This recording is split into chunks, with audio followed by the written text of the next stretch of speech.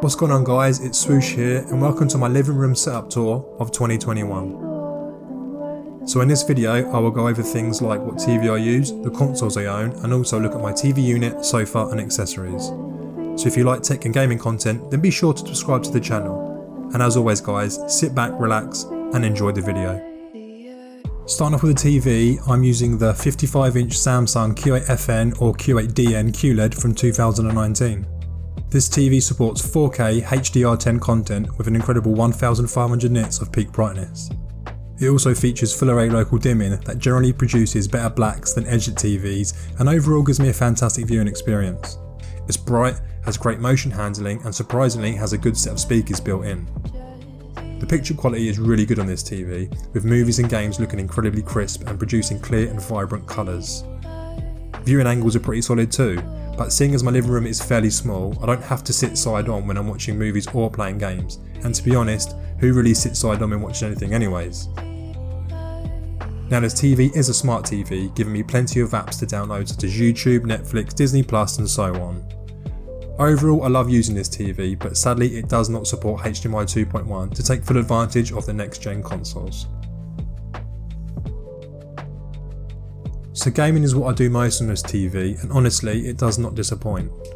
So I primarily play single player games while gaming and can honestly say they look amazing, especially when HDR is enabled.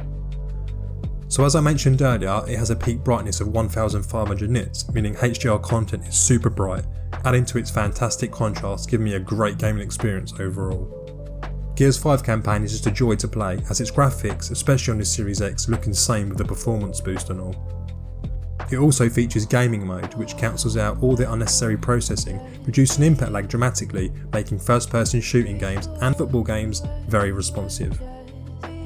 Now this TV's only downfall is that it does not support HDMI 2.1, meaning I can't take full advantage of the 120 frames per second on games such as COD on the next gen systems.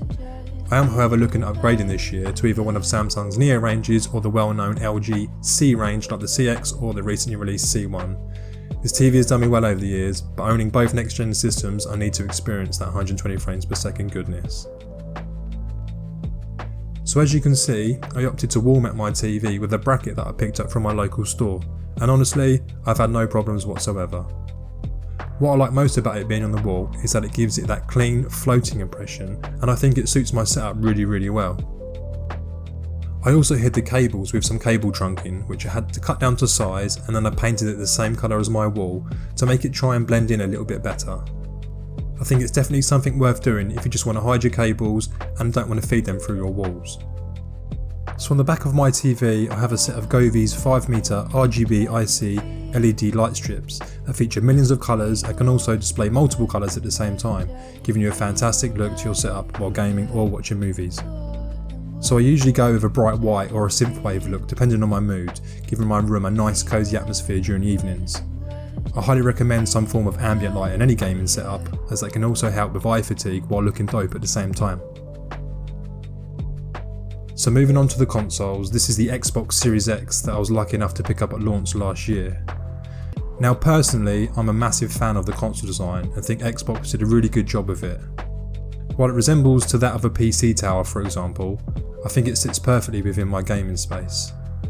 The fan design is cool and I just love the matte black finish, giving it a somewhat minimal look. So this has hands down been my go-to console for months now, and that's for a couple of reasons really. Number one, it's where most of my friends and family play a lot of the time, as socialising is a huge part of gaming for me, and two, the incredible service that is Game Pass. So if you've been living under a rock for the past 6 months, Game Pass is literally the Netflix of gaming, offering you tons of games to download like Dirt 5, Outriders, Gears Tactics, to classic titles such as Skate 3 to Fortnite Round 3. Now I know Xbox somewhat lacks in the exclusive department, but I hope we see a flurry of exclusive games at E3 like Starfield, Halo Infinite and whatever else the 20 plus studios have been up to.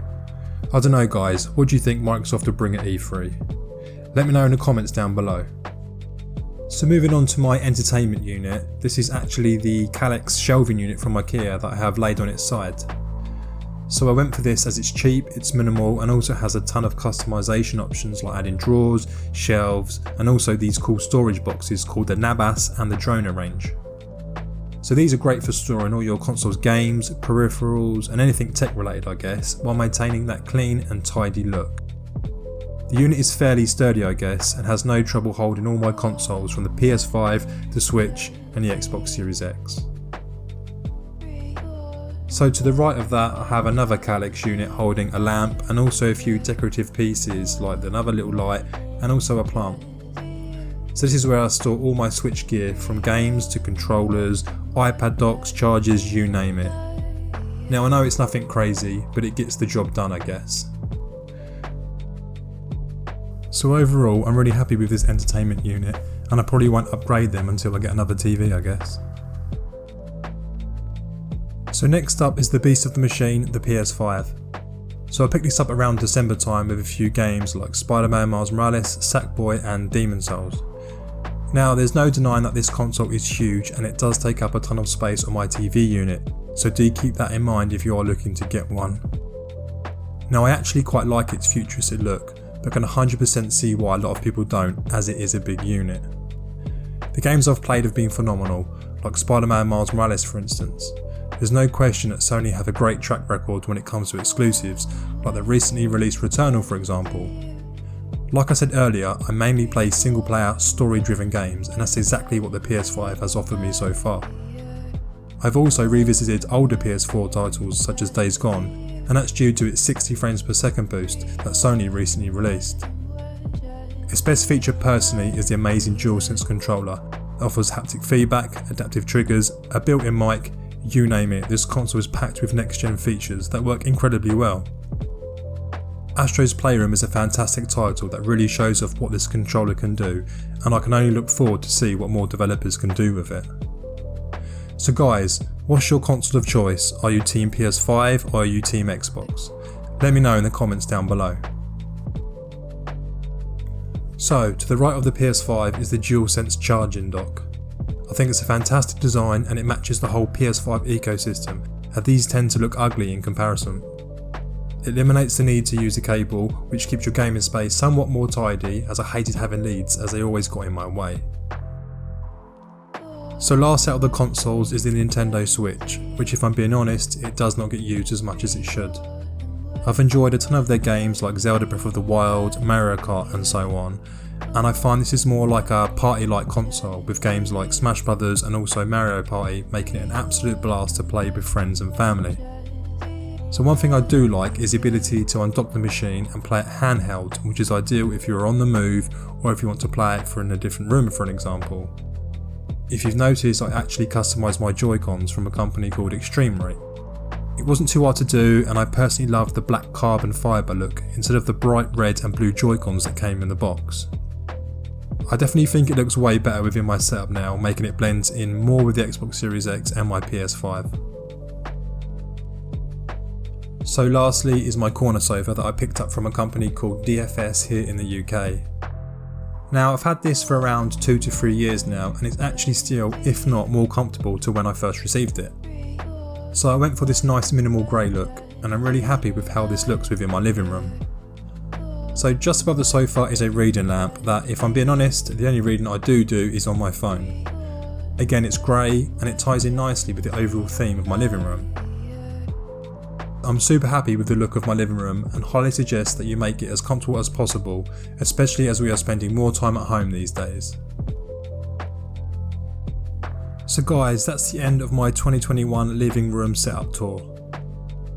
I just want to say a huge thank you for the support recently, and it's been a pleasure to see so many new followers these past few weeks.